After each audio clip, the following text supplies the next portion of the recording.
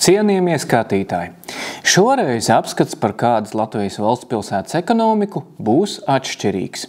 Šoreiz aicinu jūs doties detektīvu piedzīvojumā, jo meklēsim pazudušo Jēkabpils iekšzemes koproduktu.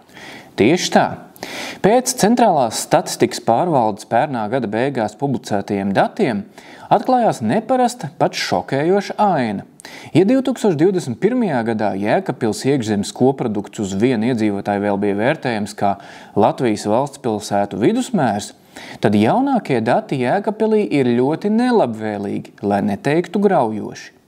Proti, 2022. gadā, kad Latvijā trakoja inflācija vairāk kā 17% apmērā, kas jau pati par sevi garantē IKP faktiskajās cenās apjomu pieaugumu par šādu īpatsvaru, un kad visās pārējās valstspilsētās IKP uz iedzīvotāju vairāk vai mazāk strauji pieauga, Jēkabpils izrādījusies vienīgā valstspilsēta, kurā šis rādītājs samazinājies. Samazinājums bijis no 13 057 līdz 12 745 eiro par 2,4%, bet ierēķinot arī inflācijas efektu, faktiski tas bijis daudz straujāks – ap 20%.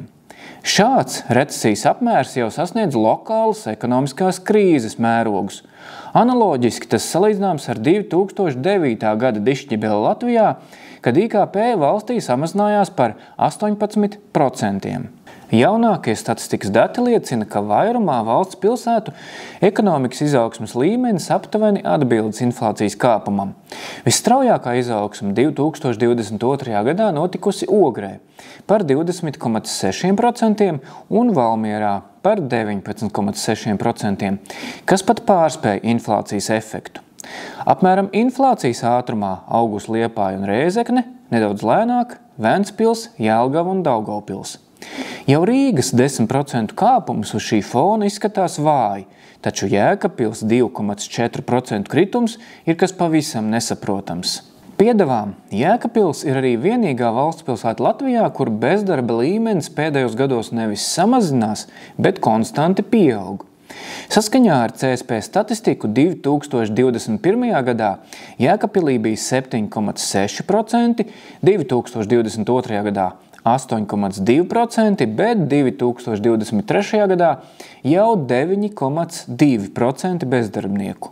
Kā skaidrojam šie izteikti recesīvie rādītāji, kas ir anomālija uz pārējās Latvijas pašreizējās ekonomikas fona? Vai Jēkabpilī būtu piedzīvoti kādi lielu uzņēmumu bankroti? Vai Krievijas pilna mēroga iebrukums Ukrainā būtu kā īpaši ietekmējis tieši Jēkabpils ekonomiku?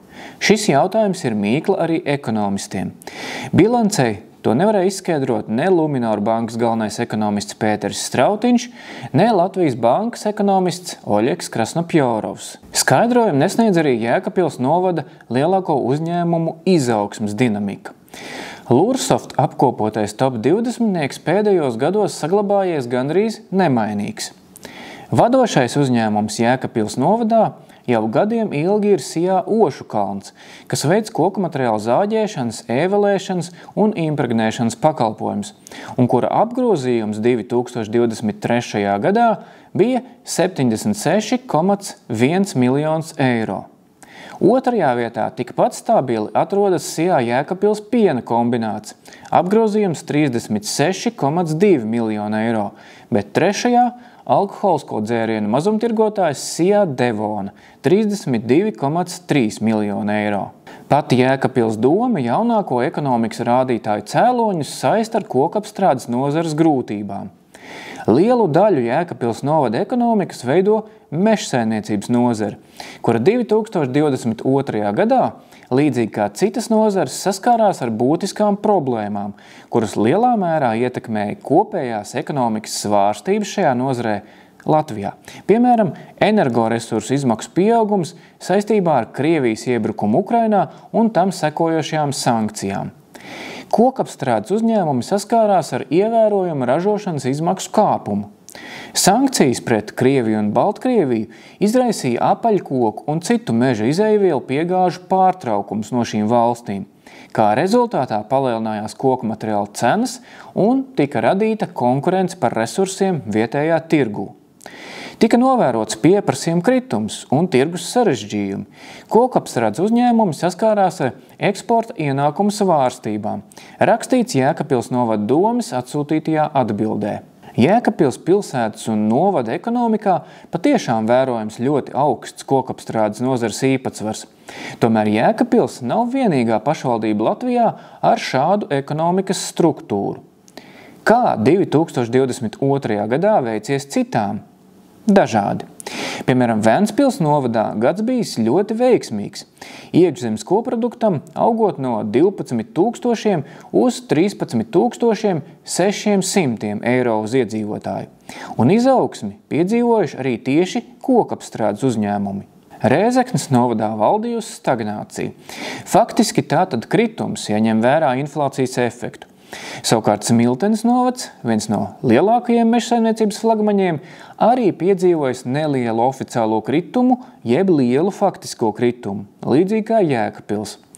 Taču Smiltenes novadā šo samazinājumu 2022. gadā vismaz daļai var novērot arī vairāku kokapstrādes uzņēmumu apgrozījumu statistikā, kas nav iespējams Jēkabpils novada gadījumā.